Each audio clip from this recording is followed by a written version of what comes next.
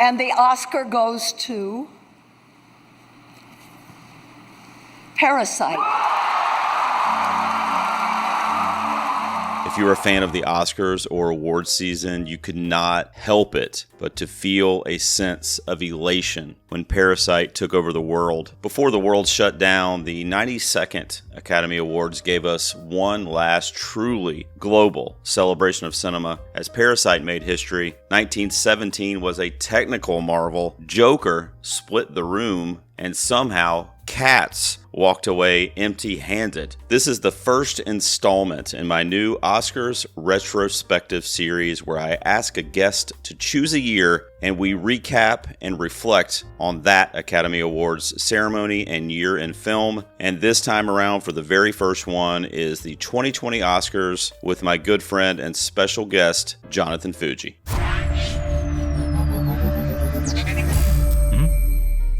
Sip of beer, of course. It's important. Oh, yeah. Do you drink? Have we talked about this? I mean, I know you did the film drunk thing for a while, but do you drink? I do. I'm not like a big drinker, and it's mostly because I do drive a lot. So that is one like thing. For work, you mean? No. Well, no, not even. Just like, my wife doesn't like to drive. Oh, so I got you. I You're usually the just DD drive. or whatever. Okay. Yeah, usually. So I don't drink very often, but yeah, I do drink. I thought you meant like you had a Fast and the Furious situation going on or something. I didn't know what the hell Tokyo you were doing. Drift. I didn't say that. You said that. I didn't say that. Yeah, no, I said it. All right, man. Obviously, you're in the garage, guys, and I'm talking to my boy, Jonathan Fujii. He's back in the garage. So back again. Here he is. What's up, man? I'm excited. I'm going to be doing this Oscars retrospective series, I guess is the best way to put it. And me and my dad used to do it. I want to ask a little bit about your background real quick, Fujii. But me and my dad used to do kind of like a roundabout kind of predictions thing when I was in high school. And the first Oscars that I can remember, which I will be covering on this series, is for 1993 when Clint Eastwood's Unforgiven was the big winner. And Marissa Tomei infamously won that unexpectedly for supporting actress that year too, for My Cousin Vinny. So that's the first one like I remember. Before we go in and let everybody know the year and kind of what we're talking about tonight on this very first Garage Retrospective, what's your history kind of with the Oscars? Like, what's the first year where you were like, oh, I'm into this shit. This is something I need to be doing. Definitely more recently. Yeah, I'm definitely not shy about the fact that I am late to the movie game, and specifically the Oscars. I'm definitely not shy about that at all. All right. So I paid attention here and there, but a lot of the years, even the Moonlight La La Land mix-up, like I was in high school, like my brain wasn't really in like, oh man, Mahershala Ali is just one supporting actor. Like that wasn't really my main priority, but I definitely was aware of it at all, and I specifically remember asking my mom when I was little, and she was watching just randomly one year. She's not a big watcher, but she was randomly watching one year, and they announced the best director nominees. Don't ask me what year, don't remember. And I literally said to her, I was like, how do people even know who these are? Like, the only director I knew by name was Steven Spielberg back then. Yeah. That was the only one. And I always was like, man, how do people even know who these people are? That's crazy. We are a weird breed, man, because we're, they use the term cinephile, film bros, whatever, letterbox kids, I don't know what the hell they're saying, but I think you're in that boat with me. At least now you are, but definitely now. You do wonder about that kind of shit though, because I'll be talking about like a movie that just came out, or I'll be talking about like Sinners or whatever, which is super popular right now, to some people at work that obviously like movies, but they don't correlate Sinners with the Oscars or with award. You know what I mean? They don't really even know what's going on until the night of the ceremony, if even then. Yeah. So it's interesting to be in that community. I mean, I love it. I've been following it, really for like 30 years. So I mean, I'm into it big time.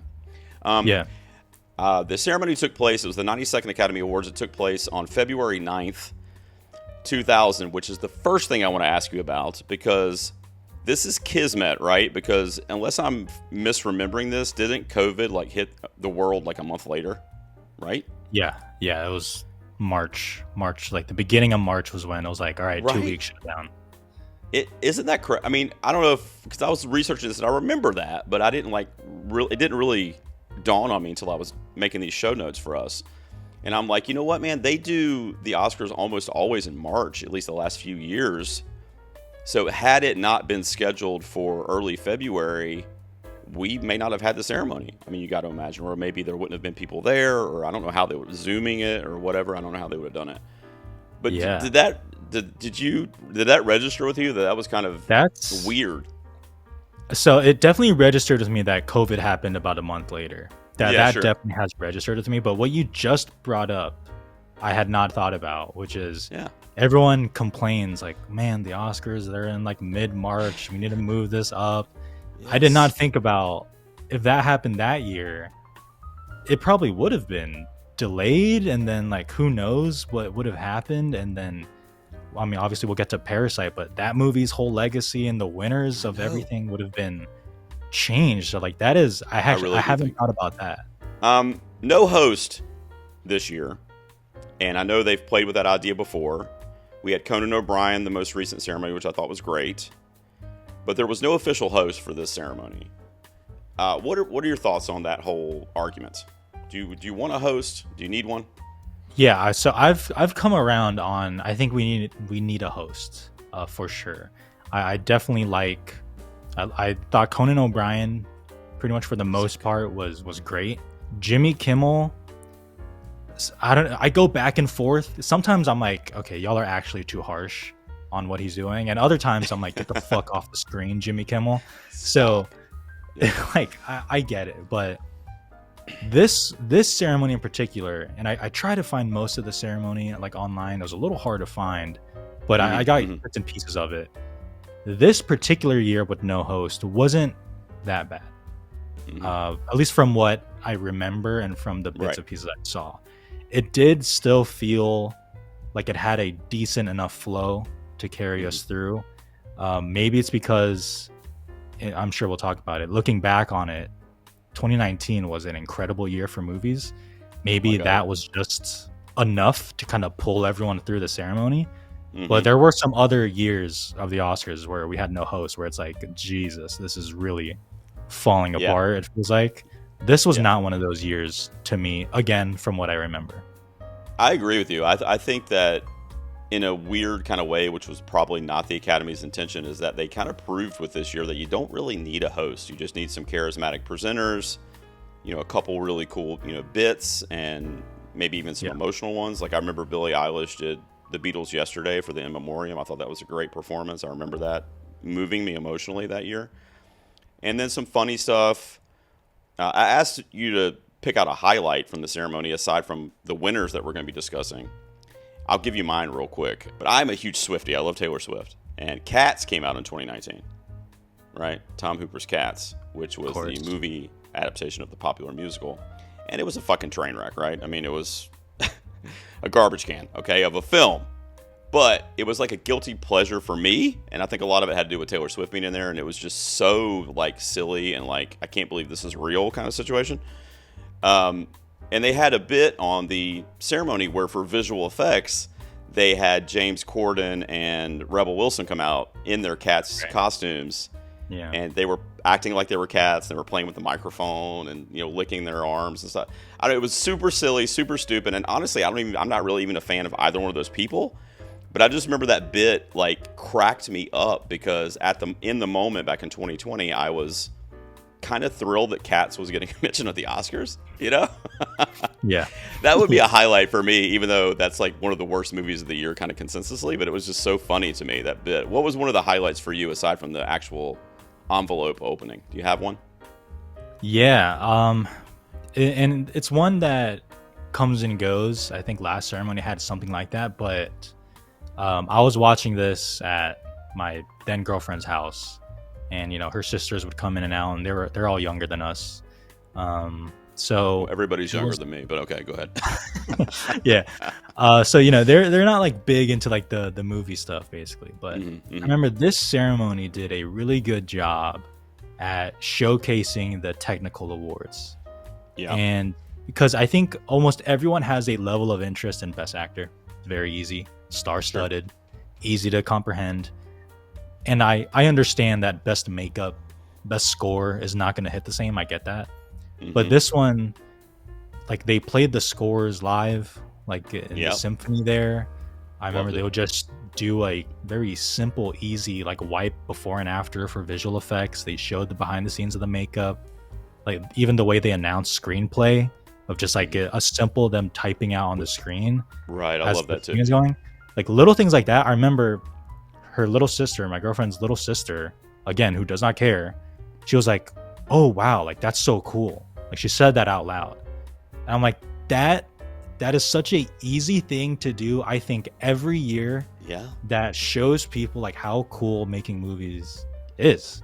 So really, I distinctly remember that part of the ceremony because of what her little sister said. Let's look and see kind of what was going on in the world, at least in the world of entertainment and movies that year, Jonathan, real quick, and kind of put people back into place. I'll throw some little screenshots or clips in this segment too. So the box office leaders that year, the top three I've got listed here: Avengers Endgame came out in 2019. It made $858 million roughly. The Lion King, which is I hate saying live action because I don't even know. I mean, I guess the plants were real. I don't know, but live action, The Lion King made $544 million.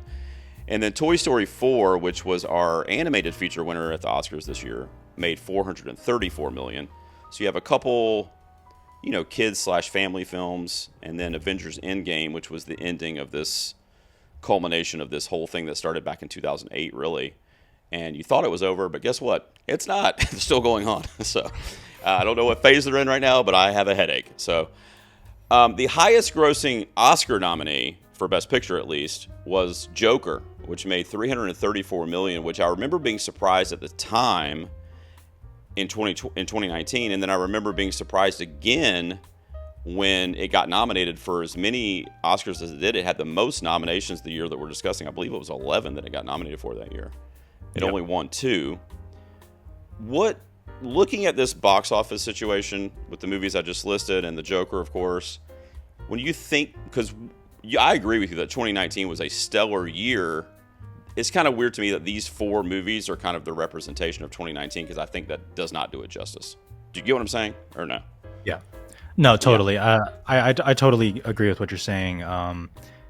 For as good a year as 2019 is, this should have been a clear-cut sign of like where things are going, even if COVID didn't happen. Because I know, the movie theaters, it's very easy to say, well, COVID, and a lot of that is true. But for a year with so many like interesting, like incredible films, like these are what we got. And like you, like I was losing my mind at Endgame, so I'm not gonna sit here and act like true. Like I'm not gonna sit here and like wag my finger at the screen while I'm screaming when Iron Man shows up, or even Toy Story 4, where I said out loud, I will be there day one. So I'm part of the problem, I guess. Yeah. But you bring up a good point. When you're looking at what was kind of going on in pop culture, and of course this is pre-COVID when the Oscars aired, like we discussed, but Disney Plus premiered in 2019, and one of the biggest things on the network there was Baby Yoda and The Mandalorian. Were you into that back then? Or are you into that? No, nope. You never watched it, huh? Nope. I mean, he's cute though, right? I mean, you got to admit the dude's cute. I mean, the Baby Yoda's cute. Yeah. I kind of want to like throw him around like a football, like respectfully. In a playful way. Yeah. Yeah. Exactly. You're hip, right? You're doing the whole thing over there. So you do TikTok. You heard of the TikTok and all that? You got all that, right? I've heard of the TikTok. I've heard of that. Yeah, the TikTok's good, yeah. So that exploded in 2019. That's really when it kind of took over the kind of cultural landscape, at least from a social media standpoint. Were you on TikTok in 2019? Do you recall? Or do you remember when you got on it?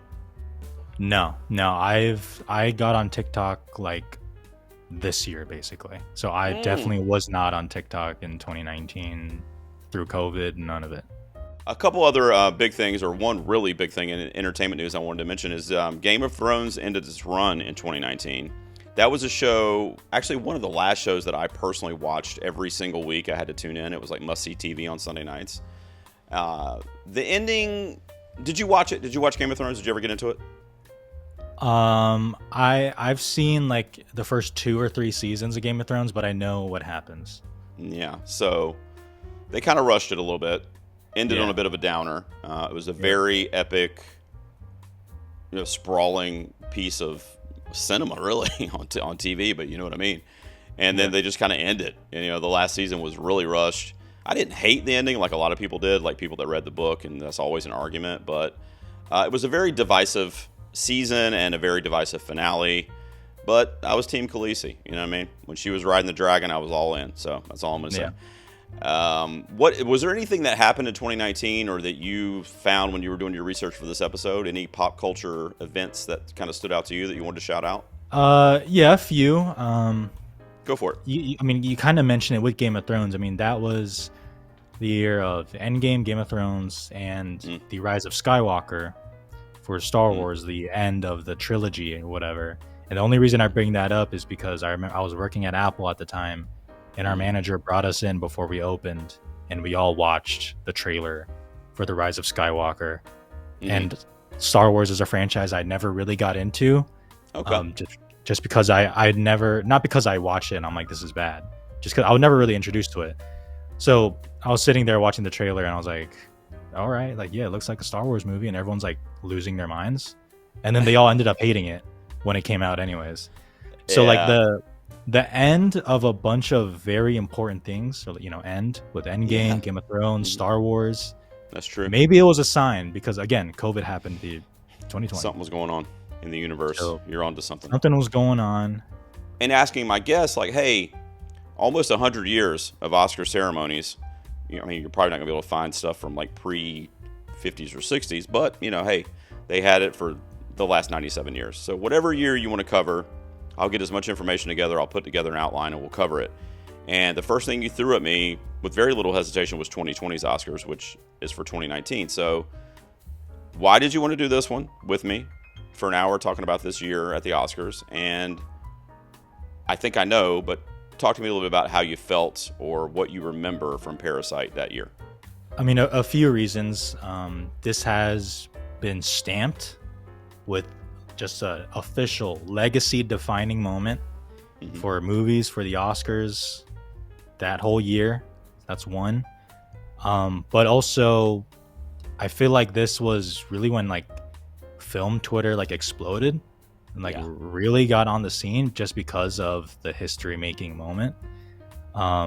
Parasite, and I'm sure we'll talk about it, like it wasn't even this like really small like indie like darling like underdog that came. I'm like, it's an underdog, but like Parasite was a hit like here in the States. Like it's not even like a Nora necessarily, especially if you kind of like inflation and everything. Like my mom went to see Parasite in the theater. My older sister went to see Parasite. Yeah. The talk of it was crazy. And I think with a year like this and the shock of everything, and myself being a YouTuber, I understand like you need them clicks sometimes. Sure. I think this is one of those years that like everyone like knows, like remembers, looks upon fondly. And there is a lot of interesting things to talk about here. So when you brought it up, I was like for the first one especially, I don't think there's a better way to really start it. Definitely if we're talking about like since 2000. And I mean, I haven't researched every single year, so forgive me. But I don't know off the top of my head at least that there's been a more inspired victory for Best Picture since in the last 25 years. I can't think of one. It would be either Parasite or Moonlight. That's it. Like that's the whole competition. Anyway. Yeah, when it comes to like historically and the like facts around Parasite, and we were talking in our intro about how you and I kind of look at movies and tie it to award season kind of like by default, whereas normal people don't do that. They just kind of like watch movies. You know what I mean? They either like it or they don't like it. So it's kind of interesting if you think like we do, and you know award season, and you know the Academy, and you know what happens usually, and it's some Renaissance movie with ball gowns, and they're speaking British, and that wins Best Picture. I'm obviously dumbing it down, but you get what I mean. So that was not Parasite for a lot of reasons, thematically and the narrative for sure, but it was the first non-English language film to win Best Picture. It was, I want to get your opinion on these facts, but it was up against really 1917, although there was a handful of movies in that group that were stellar, that could have won, and I would have been thrilled. A lot of people, myself included, because I was doing ballots and stuff back then as well, had 1917 winning based on the precursors and the conventional wisdom of that, right? It was a wartime film. It was a celebrated filmmaker who had been at the Academy before. The technical craft was phenomenal, at least as good, if not maybe even better than some of the technical stuff in Parasite, which is also, chef's kiss. And then the preferential ballot system probably helped, Parasite too, I would think, because Parasite was one of those movies, and I think this actually helped Honora too. You brought that one up. Those types of films where it's kind of like everybody kind of likes it, at least. Does that make sense? Like, Yeah. There was no like real haters of Parasite. You either loved it and you were like us and film Twitter and whoever that was like, oh my God, this is the greatest shit I've ever seen. Or you were kind of like, oh yeah, that was good. Bong Joon-ho knows what he's doing. That was a good film. It's my number 2 or my number 3, And I think the preferential ballot, and we saw the kind of power of that. Any other things like that you want to point out, like stat-wise, with Parasite's win? And I also wanted to ask you about going forward. Of course, now we've had 5 years since then, so you could use that as a sampling size as well. But just the Oscars post 2020, what do you see as Parasite's kind of stamp on legacy for the Academy Awards, or do you think there is one? I mean, Parasite won SAG, and that was essentially really the only major Best Picture award it won. It didn't win Globe. It did not win PGA. It didn't even win Critics' Choice, and that's when my first antenna went up of like, okay, so this is just bullshit. And I was perfectly ready to be like, you know what? Like, Parasite's legacy will be that it didn't win, and that will almost like boost it. Mm-hmm. And I was totally okay with that. And I remember doing a ballot, and I was marking everything off. I was like, okay, Sam Mendes is gonna win director. But I was like, you know what? Like, fuck it. Like, yeah, Parasite will win Best Picture here. I don't even know if I really believed that. But yeah. I guess that like does show, like, again, it really reinforced the preferential ballot. Mm-hmm. And it does mean something when the cast of Parasite gets up on stage at the SAG Awards just to announce their film, and the whole room just like explodes. Yeah, and like that was a big Kate moment. Blanchett and everyone is like an ovation. And I don't know if Parasite was so crazy, even though there's like no acting nominees either. But in the years after that, like with things like even like Coda, like people loved that cast and they wanted to be around them and they wanted to talk to them. And Parasite with the cast and Bong Joon-ho, who's just an amazing on the campaign trail. I just think, just having a clear cut, like, I like this. Yeah. I like this at least. Like that just pulls through. But how do you feel about Parasite's like legacy now? Because I think it was a movie, to lead into my question to you about that. I think it was a film in 2019 and 2020 that did transcend to other people, not just those groups of folks like us. But then what? Do you know what I mean? Like, does it live on, or will it live on as one of those greatest movies of all time? One of the reasons I ask you, and I'm not going to name names, but the New York Times just did that list with the top 100 movies of the century so far, and I think Parasite one? I think Parasite was one, I believe, number one on there. With that being said, I saw some people be like, oh, this was such a great project, such a great list, but man, what a boring number one.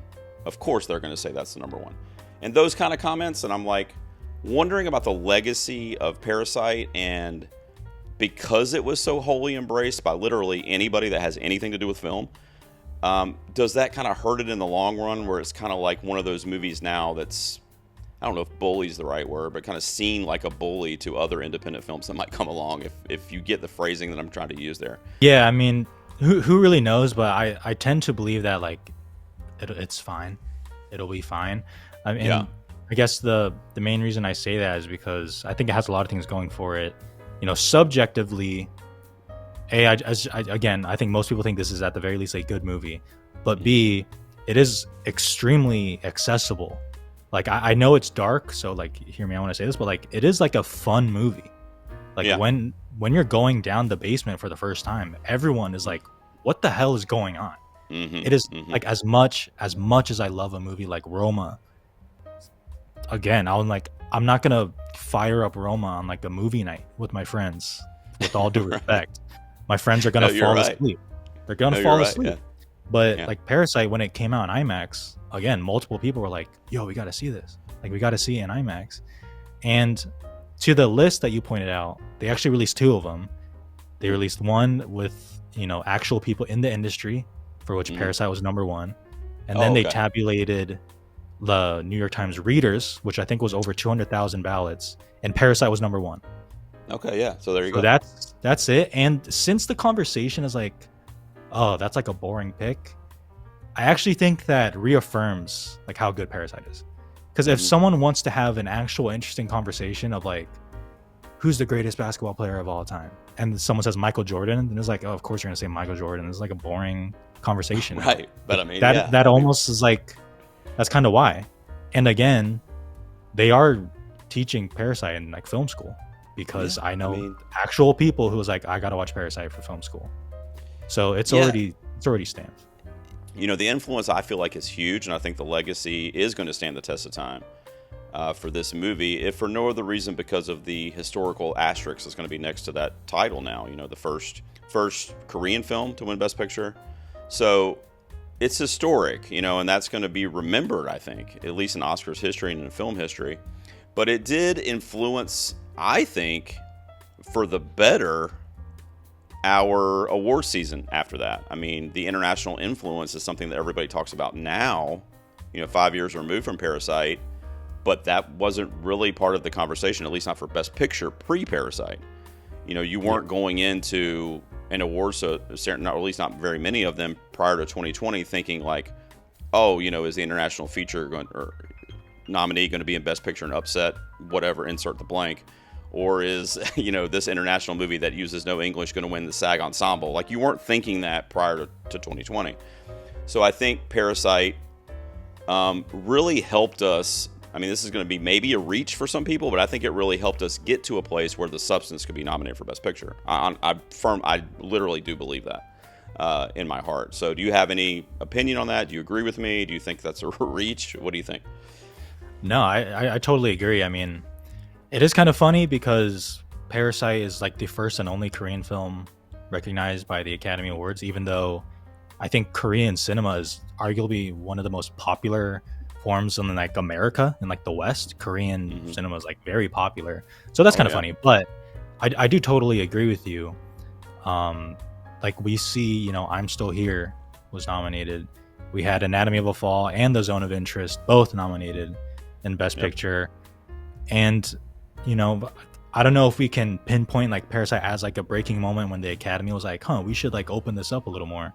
But maybe it is. Like maybe it really is. If we redid this whole year now, maybe like Portrait of a Lady on Fire also gets nominated for Best Picture, and we get multiple nominees. So yeah, that's the top of my overlooked movies list when we get to that part of the conversation for sure. But yeah, I think the impact is huge, and I think it's pretty obvious. Looking at the nominees from that year, obviously Parasite was the winner.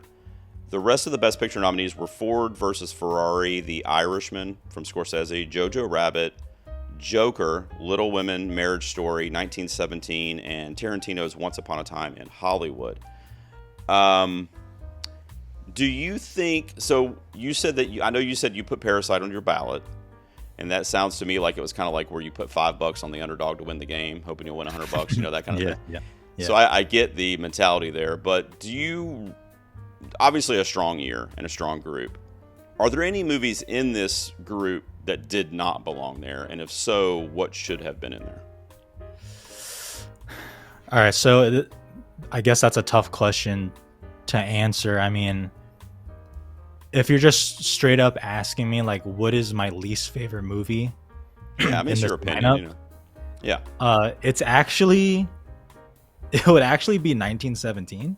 Oh, wow, really? Which I think is funny, but like, it's also weird, just like, taking a step back, being like, oh, yeah, like it didn't deserve a nomination. Like, I feel weird about that. Like, True. things Yeah, like sure. Jojo Rabbit and Joker almost feel more like really, like, they actually got into Best Picture.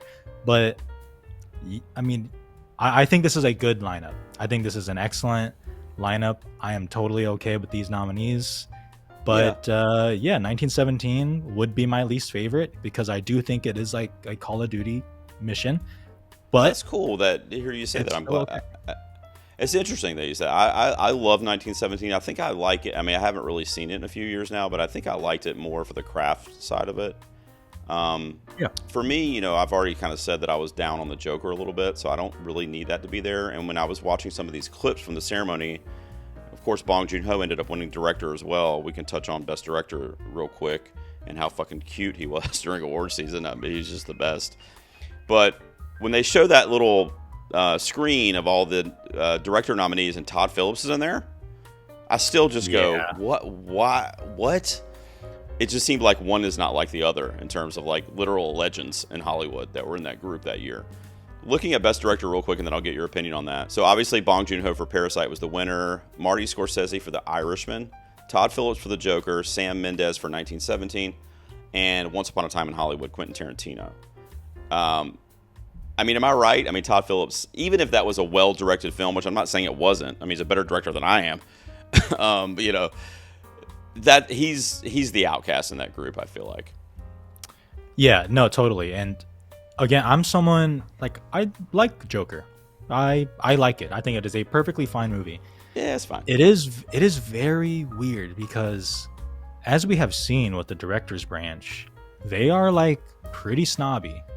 And I say that with respect, but if they see Denis Villeneuve and they're like, fuck off for Dune, and they see Greta Gerwig for Barbie, whatever people think about that, and they're like, fuck off.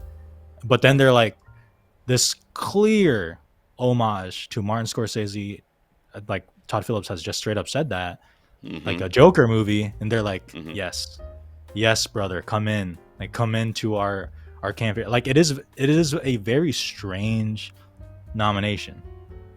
It's just weird. It doesn't make sense. I rewatched his speech actually a couple times. I rewatched it right before we got on the call tonight. One of my favorites. I mean, I know he's speaking Korean and I don't understand what the hell he's saying. I mean, he has the interpreter, thank God.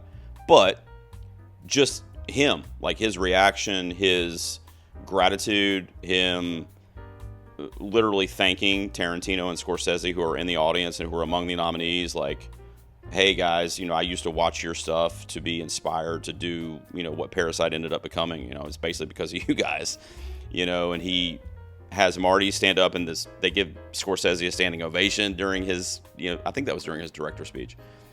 So, and then he has that classic line. What does he say? I thank you. I'm going to drink until the morning or something like that. Yeah. So good, man. So good. Do you have any? What happened? What did you do? I mean, you were watching live, I assume, when they won. So what was your reaction? I mean, were you like, did you scream? Did you, I mean, what happened in your body when it happened? Yeah, I definitely blacked out.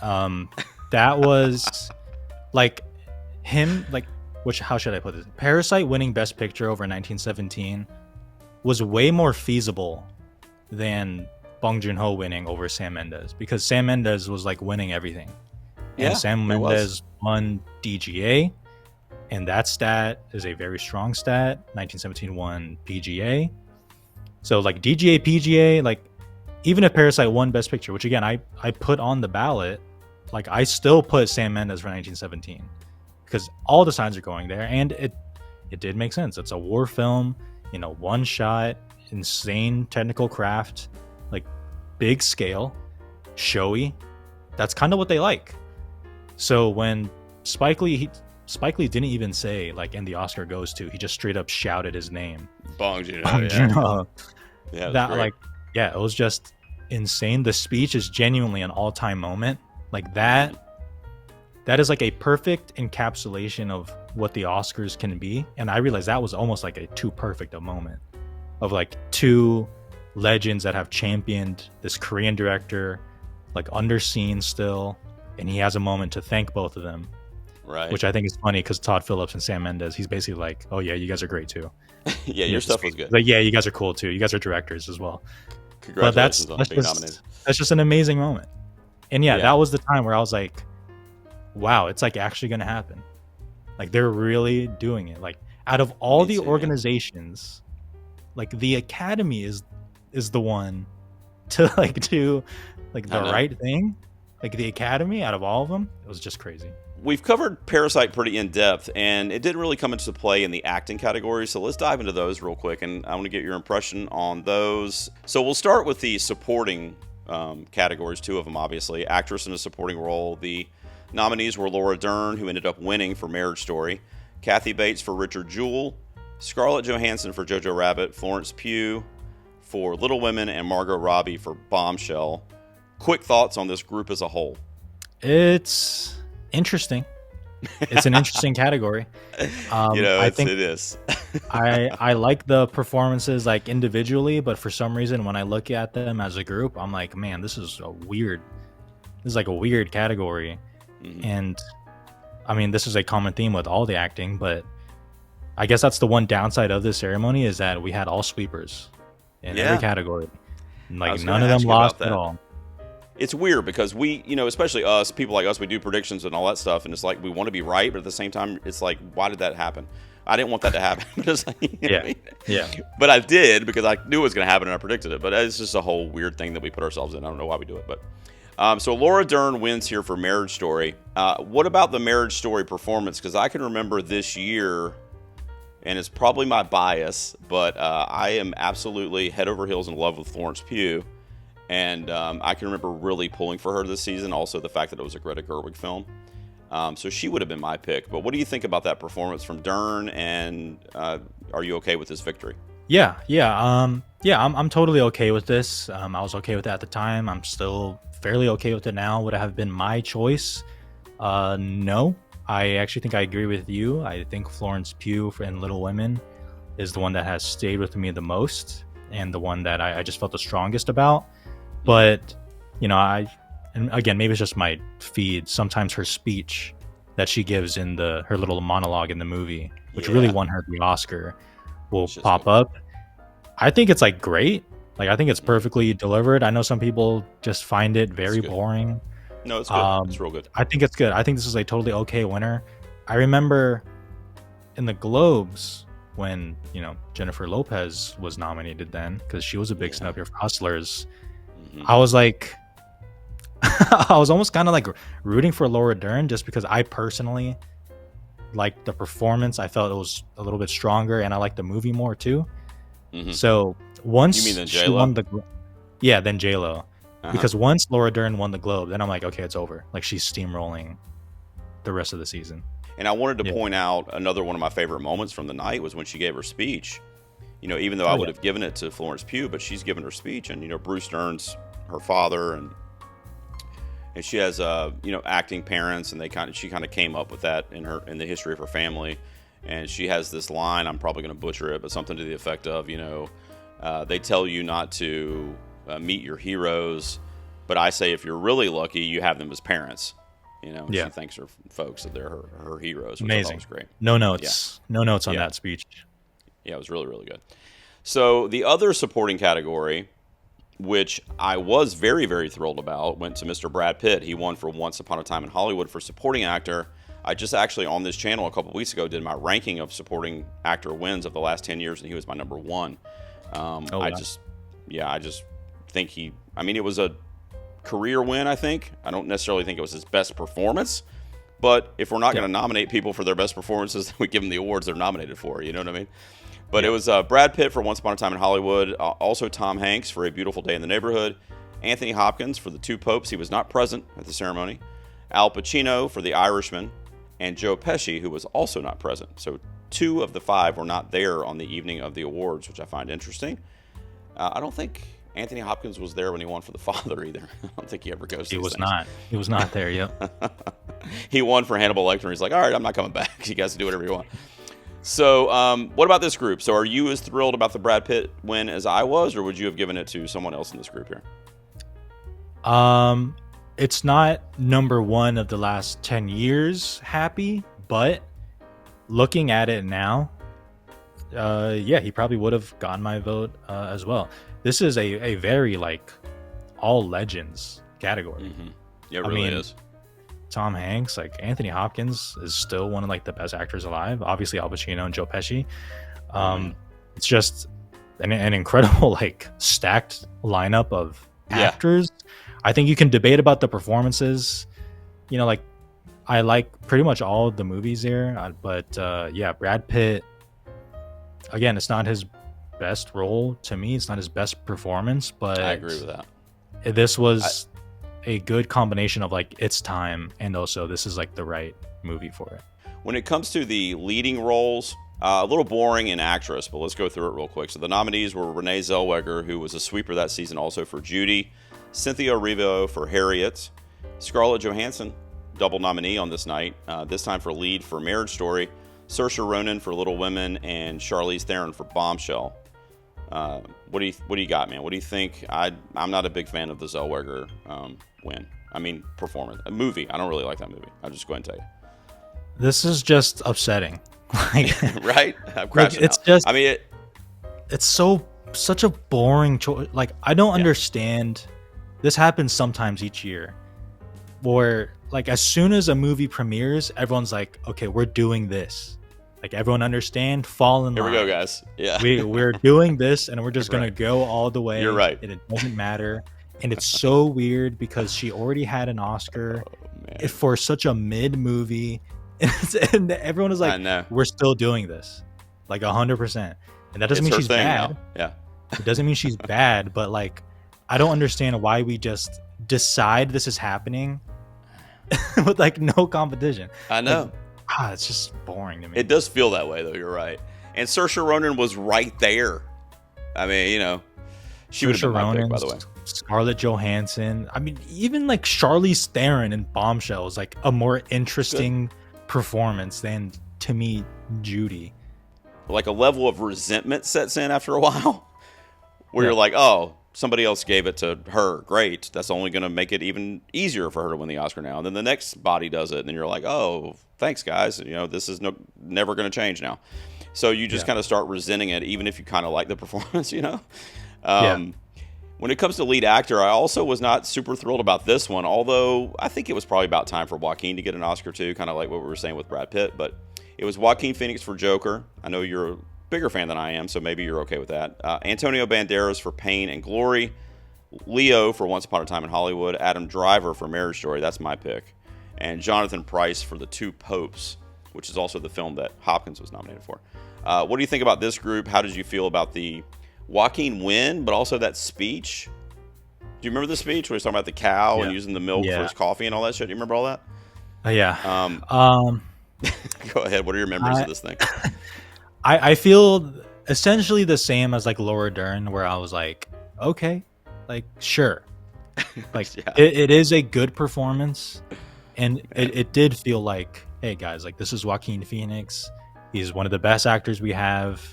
They clearly loved Joker with its 11 nominations. So I don't know like one person who wasn't expecting this to happen. Yeah. So again, I'm like, obvious. I'm okay with it. It doesn't keep me up at night. I'm not angry looking back on it. But like you, actually, Adam Driver in Marriage Story would have been my pick as well. I think this Antonio Banderas in Pain and Glory is fantastic. I think Leo in Hollywood is an underrated performance at this point. It's really good. I agree. And I'm actually higher on The Two Popes than I think most people. Would I have nominated him? I don't know, but still good. So this is like a good category. Clearly it's time, and they love the movie. So, you know, not mad. Could have been better, but It's okay. I wanted to look at the screenplay wins real quick. I know Parasite won there as well for original screenplay, but the other nominees were Knives Out, which was Rian Johnson, Noah Baumbach's Marriage Story, Sam Mendes, and Wilson Cairns for 1917, and Quentin for Once Upon a Time in Hollywood. Interesting with the non-English screenplay winning, that was when I really started like, something's happening here. When that happened, I was like, oh shit, you know? By the time we got to the Oscars, I thought it was going to be Parasite. Okay. But heading into the award season, so like before Globes, before anything, I was like, Noah Baumbach's first Oscar is here. Okay. Like this bit. So I thought it was going to be Marriage Story, because Tarantino has what, like 2 Oscars already for writing. I think so. I had him for this though. I thought this was Tarantino's. The yeah, whole that would have season made I did sense. really. That would have made sense. Let's see. Jojo Rabbit from Taika Waititi ended up winning adapted screenplay, which was cool for him. I like him. I like his kind of quirkiness, and I thought that was cool. The other nominees were The Irishman, Joker, Little Women, which was written by Greta Gerwig, by the way, the adaptation, and The Two Popes. I probably, you and I do that series where we swap in and out nominees or whatever, but in terms of the ones that we have in front of us, I probably would have voted for Little Women. My bias maybe for Greta Gerwig showing up there, but what did you think? Are you a fan of Jojo Rabbit? Were you cool with this win for adapted? I like it for Taika Waititi. I don't necessarily know that I love the movie so much. I mean, I don't dislike the movie, but I'm not like, oh my god, we have to award that screenplay. That's such amazing dialogue. You know what I mean? I just didn't really think that when I watched it. But what were your thoughts on this one? I would have also gone with Little Women. I think it's a kind of a more impressive feat of adaptation for Little Women, not only from a book to screen, but it's a book that has been made into a movie before, even this one. And the fact that she still managed to keep it so fresh and interesting, I thought was impressive. But to answer your question, like, yeah, I loved Jojo Rabbit when I saw it. I still like enjoy it. I'm not gonna let people change my mind on that. Now my thoughts on Taika has kind of changed because I was really into Taika Waititi around this time. I just thought he was very fresh. I thought he was like good personality by all accounts, at least. Seemed like very fun and lively. Like the kind of guy where you see the movie and you're like, man, that must have been like really fun to make. And I like those directors. But like now, 2025, his silliness has just gone like off the charts in his movies that now I'm like, there's like no fucking control like in what's going on at all. Like, I'm one of those people that did really Thor Ragnarok. Yeah. Because I genuinely did not care about Thor at all. And Ragnarok came in and he had me laughing my ass off, and all of a sudden I loved Thor. But then it's like Thor Love and Thunder and like Next Goal Wins, and I'm like, dude, you need to fucking rein it in like a little bit. Yeah, I can remember Next Goal Wins specifically being like in my predictions for like a couple years back to back because it kept getting pushed back and all this stuff. And then eventually I was just kind of like, I don't know what the hell's going on with this thing. And then when I saw it, I was like, never mind. That was fucking I don't know what the hell. I mean, I didn't hate it, but I was just like, this is not going to win anything. We're not going to hit on all the technical awards, but what I did want to do was have each of us kind of pick out our favorite win below the lines or our favorite technical win from this Oscars. And I'll pick a different one. I'll let you go first in case we have the same one. But what was your favorite?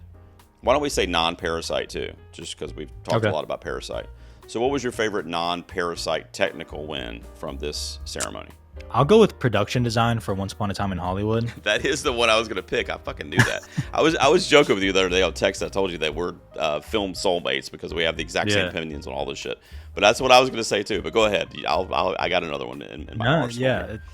I just think it was just I don't know, like it was just a perfect for what the movie was set in, like just immersing you in that time. Nothing looked fake, nothing looked artificial, and it looked lived in as well. And I think that's really important. A pretty good category in production design. 1917, Parasite, the production design plays a huge part in that movie with the house especially and everything that they built and the sets. So good category, but yeah, Hollywood, loved it. That would have been mine too, but the other one that I kind of really like, and it's going to lead me to ask you your opinion on this, because I believe this was the last year that they had sound editing and mixing split up into two separate categories. Now, of course, it's just best sound. But my technical achievement that I would pick other than production design would be sound editing for Ford v Ferrari. I remember being like hearing it going, and sometimes it was hard for me to distinguish between the mix and the editing. So I kind of get why they combined them at the same time. I kind of wish they didn't, but I kind of understand why they did for like the general audience's ears or whatever. But I just remember going and I thought that again this year with F1 actually, which is why I think that one also might be headed towards some nominations that are similar. But yeah, anytime you get race cars and engines revving and shit, you know, like, and I see it like in Dolby or IMAX, it just brings another element to the proceedings. So that would be my pick. What's your opinion on the splitting up of the sound categories? Do you like it being just best sound? Are you one of those people, or do you want us to go back to the two separate? I'm okay with either way, to be honest, because I do understand the Oscars are a show, and like they have to get ratings. Like I do understand the business aspect, where I think some people kind of forget that. Because sound editing, sound mixing, I thought it was confusing for the audience, and this is actually where we got a split. But a lot of times they'll just be like, okay, well, I'm just gonna check off both because they think it's like the same thing, or they don't know the difference. Right. So I'm honestly fine either way. If they want to combine it to one, if they want to go back, that's totally cool. But Ford v Ferrari is a great win. It is. It's not just because it's loud racing. Like I think there's a lot of craft and that goes into those scenes as well. It's not just who makes it the loudest in Dolby. So that's a great win. The last thing really for us to touch on, because we kind of did some of this other stuff that I had listed here already, is just the snubs from this year. And then I wanted to get like your 2 or 3 favorite films of the year that didn't get any Oscar nominations, if you have some of those ready to go. So snub is a bit overused, but based on the definition of what we know it to be, which would basically be somebody that you think should have gotten nominated but didn't, do you have anybody that comes to mind in terms of Academy snubs for the 2019 year? Lupita Nyong'o in Us. She's my number one too. For lead actress. Actually, Greta. That's like that's like a basic answer too. Like a lot of people think that, but like, what are we doing? Horror, man. Yeah. If that performance in a Jordan Peele film came out in 2026, let's just say, or 25 for 26, she would probably be nominated.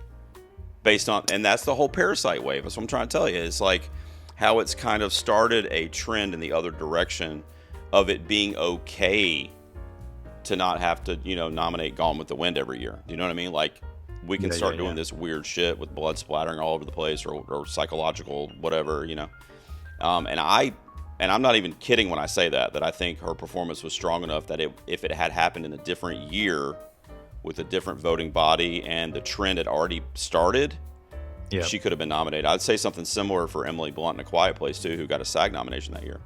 Yeah, Lupita's a good one. Any others before I give you a couple? Like there's a lot of obvious ones, so I might leave one for you, I assume. But Florence Pugh in Midsommar also, I thought was incredible. She could have been double nominated. The Lighthouse, any one of them. Willem Dafoe in The Lighthouse supporting. It was thought that he was maybe going to get that, and I think it just got a lone cinematography, which was deserved. But Willem Dafoe. I was just doing that a video, and I was researching actors that have been nominated with no wins, and he's only been nominated 4 times, which I know sounds like a lot, but I mean it's all the shit that he's done, and not enough. The commitment that he has is just crazy to me. But Lighthouse was one of mine too. So him for supporting actor. Yeah, and then you go ahead. Well, I was gonna say the only ones that we haven't mentioned yet is Adam Sandler for Uncut Gems was this year, and he was in the conversation pretty much all season, but it didn't happen. And I think it will happen for Jay Kelly this year, but I also thought it was going to happen for Uncut Gems. So I don't know when that barrier is going to be broken for actors, that have that comedic base and then kind of transition, but then they go back because it happened to Jim Carrey. Of course, Eddie Murphy was nominated, but it kind of happened to him, and it's just unfortunate that it's kind of a trend. But aside from him, I think The Farewell deserved better that year. Awkwafina, possibly even Best Picture, Best Director, Screenplay, that kind of stuff.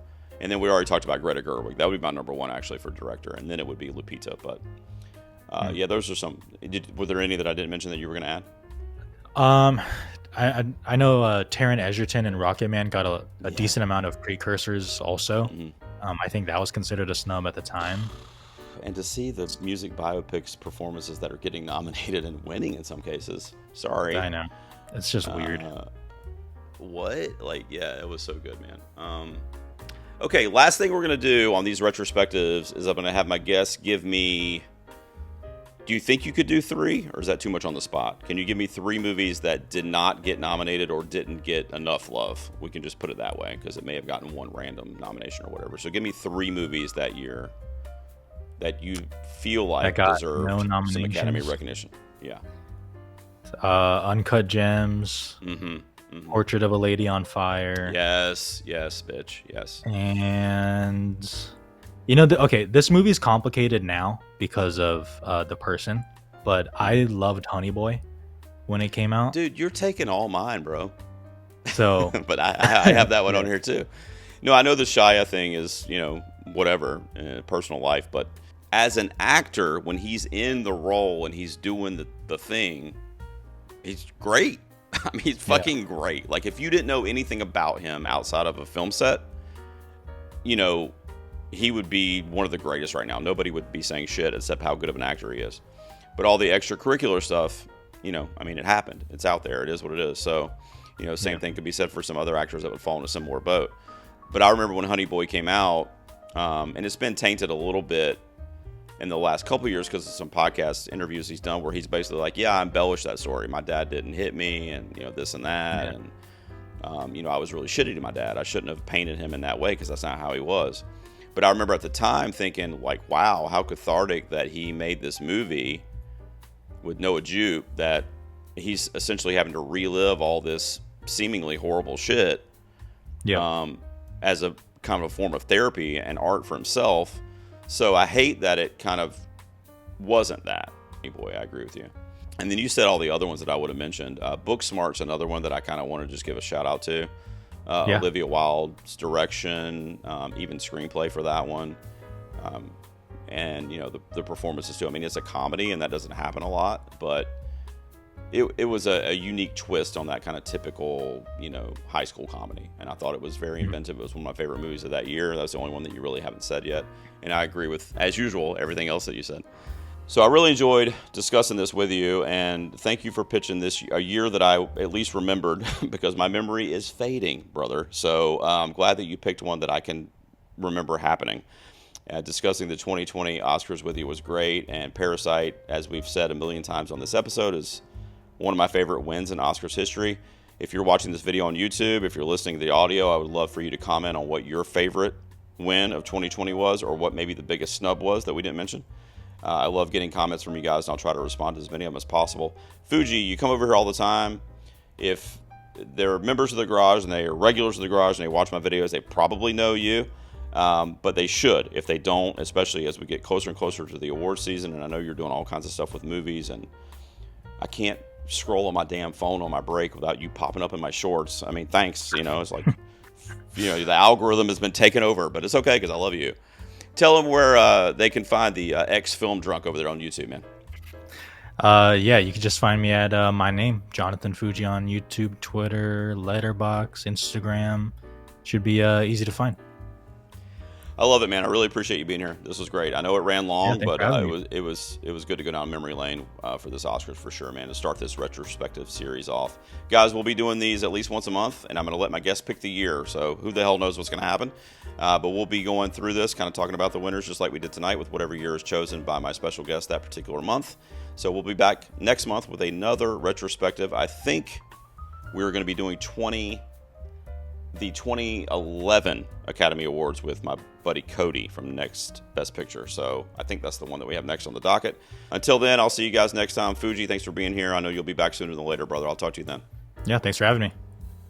Later. Thank you. I will drink until next morning. Thank you.